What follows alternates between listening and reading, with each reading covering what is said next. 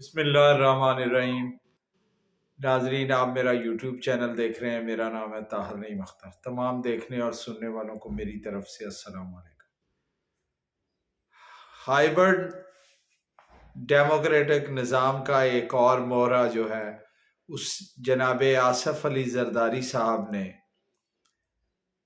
इस्लामी जमहूरिया पाकिस्तान के 14वें सदर के तौर पर अपना हलफ उठा लिया है। अब अवान सदर में आसफ अली जरदारी 5 साल के लिए विराजमान होंगे और ये वो जमातें अपना मनसब संभाल रही हैं, जैसे कि प्राइम मिनिस्टर मियां मोहम्मद शहबाज शरीफ ने पिछले दिनों बतौर वज़ीर आज़म इस्लामी जमहूरिया पाकिस्तान अपना मनसब संभाला, और अय्याज सादिक साहब ने कौमी असम्बली पाकिस्तान के स्पीकर का मनसब संभाला, और इसी तरह डिप्टी स्पीकर पीपल्स पार्टी से लिए गए। ये वो जमातें हैं जो प्रो एस्टेब्लिशमेंट वतन अजीज का इक़्तिदार संभाल रही हैं। ये ना प्रो पीपल्स हैं, ये नाम नेहाद जमहूरी जमातें हैं जो एक ख़ानदानी सियासत का जो है वो सरचश्मा है, और पूरे का पूरी फैमिलियां इसमें इंडल्ज हैं और तमाम ओहदे जो हैं वो ले रहे हैं, और जिस तरह एस्टेब्लिशमेंट कहती है उसी तरह करते हैं। ठीक है, अगर ये इसी तरह पाकिस्तान को चलाना चाहते हैं तो चला ले, लेकिन फिर खुद को जमहूरी न कहें, माने भी इस बात को। अभी चंद ही अयाम पहले जो है ये कितनी बुलंदो बांग दावे कर रहे थे कि फलां ये होगा, फलां ये करेगा, फलां ने ये कर दिया, फलां ने महंगाई फैला दी, हम तो एक पार्टनर के तौर पे थे, हमसे तो पूछा नहीं गया, हमें लिया नहीं गया, इनकी वजह थी। उधर से वो कह रहे थे कबीना हमें करने नहीं दे रही थी, हम ये थे, हम वो थे। और अब एक नया ड्रामा के सिर्फ नून लीग ही कैबिनेट बनाएगी और पीपल्स पार्टी कैबिनेट में नहीं बैठेगी, लेकिन अगर मुस्लिम लीग नून की हुकूमत यानी शहबाज शरीफ की हुकूमत को कोई प्रॉब्लम हुआ तो पीपल्स पार्टी और अलाइज भरपूर साथ देंगे। ये कोई देखें, अर्ज करने का मतलब यह है कि एस्टेब्लिशमेंट कोई जो ऐसा नहीं है कि उसकी बात मानी जाए। कब प्रो पीपल्स जो है वो यानी अवाम ने जिसको मैंडेट दिया है वो हुकूमत बनाए, वही एमएनए वही एमपीए जो है वो असेंबलियों में जाएं, और अगर जिसको भी अक्सरियत मिले वो हुकूमत बनाए। उसके बाद जब सिविल डिस्पेंसेशन अपना काम शुरू करे तो वो एक फीडबैक के तौर पे एस्टेब्लिशमेंट के साथ मिलके चले माफ कीजिएगा, यानी जाती मुफादात से बालातर होकर पाकिस्तान के मुफादात के लिए डेमोक्रेटिक जमातें भी काम करें और एस्टेब्लिशमेंट भी काम करे। ये सिर्फ इतना सी बात।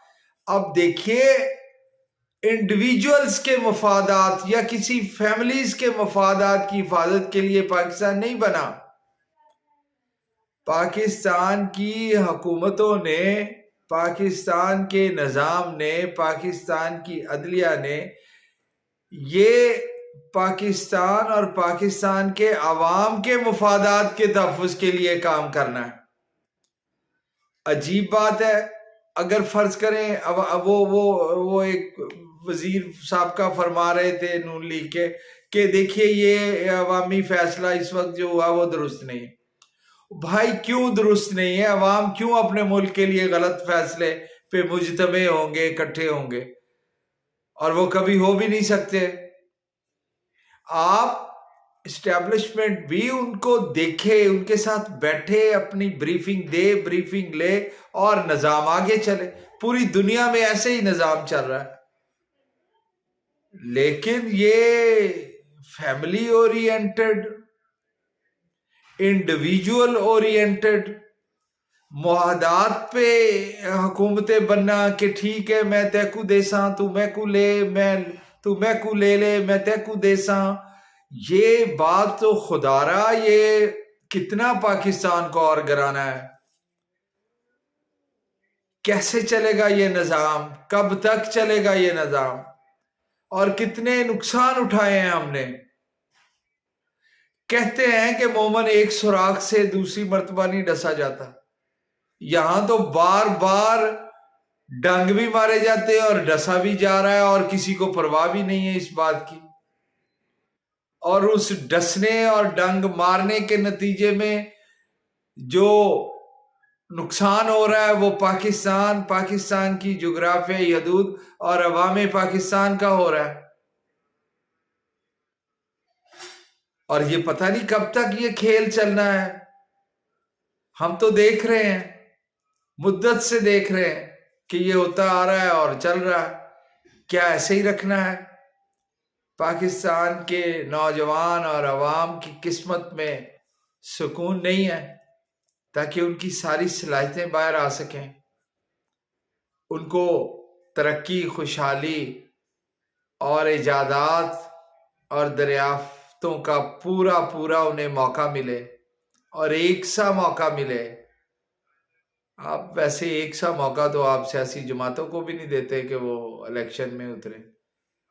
पाकिस्तान की आवाम को कैसे देंगे कि वो अपने जौहर नायाब को इस्तेमाल करें और दिखाएं। बहरहाल आज हाइब्रिड निज़ाम का एक और मोहरा जो है उसने हल्फ उठा लिया है और कितनी हसरत से अवाम अवान सदर के रंगीन नज़ारों को उन्होंने टीवी पे देखा और वो सोच रहे होंगे कि हमारे वोटों का क्या बना। बहुत मेहरबानी, बहुत शुक्रिया, गौर फरमाइए।